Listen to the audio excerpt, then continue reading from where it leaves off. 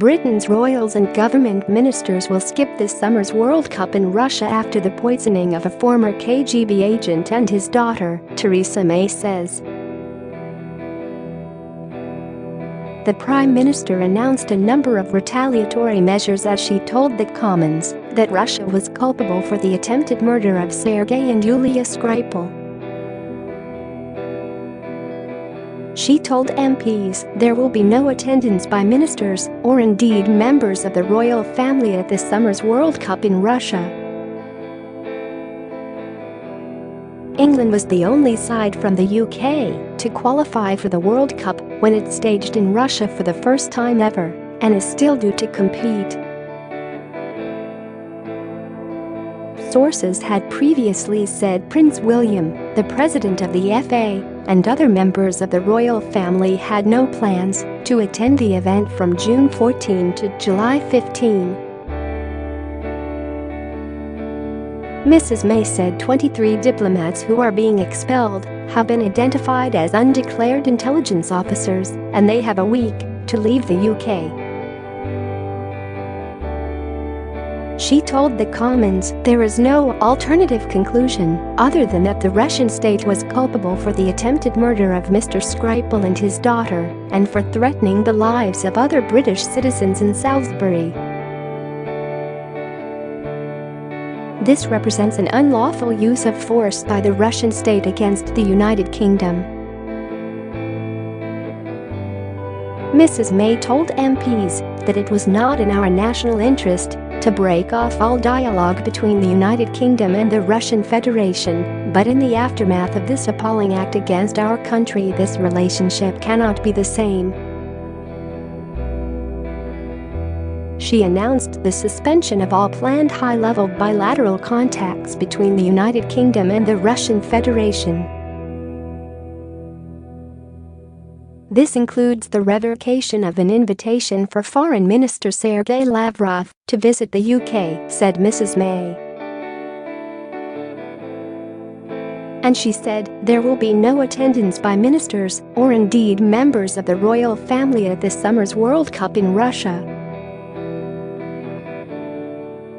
Mrs May said Britain would make full use of existing powers to monitor and track those visiting the UK who could be engaged in activity threatening Britain's security.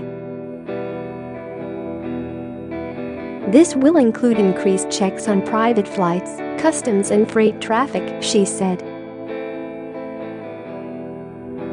We will freeze Russian state assets wherever we have evidence that they may be used to threaten the life or property of UK nationals or residents, said Mrs May.